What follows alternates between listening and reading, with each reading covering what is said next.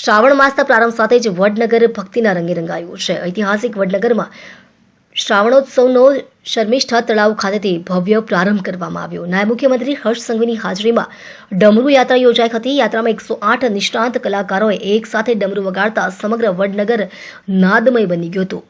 શર્મિષ્ઠા તળાવથી શરૂ થયેલી આ ભવ્ય યાત્રા શહેરના વિવિધ માર્ગો પરથી પસાર થઈ હાટકેશ્વર મહાદેવ મંદિર સુધી પહોંચી હતી. ડમરૂના નાદ, ભક્તિભાવ અને સાંસ્કૃતિક પરંપરાના અનોખા સંગમથી વડનગરમાં શ્રાવણોત્સવનો ભવ્ય માહોલ જોવા મળ્યો હતો. યાત્રામાં મોટી સંખ્યામાં શ્રદ્ધાળુઓ અને સ્થાનિક લોકો જોડાયા હતા. વડનગર ખાતે શ્રાવણ મહોત્સવની વહેલી સવારે અતિ ભવ્ય ડમરૂ યાત્રા જોડે આજે શરૂઆત કરવામાં આવી છે.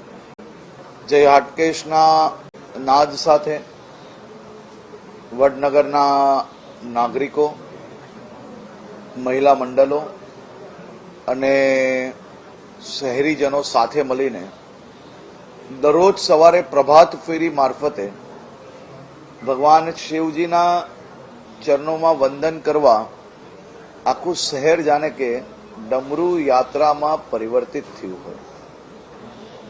આખો શ્રાવણ માસ વહેલી સવારથી શહેરમાં અલગ અલગ સ્થળથી આ ડમરૂ યાત્રાનું શહેરીજનોએ આયોજન કર્યું છે.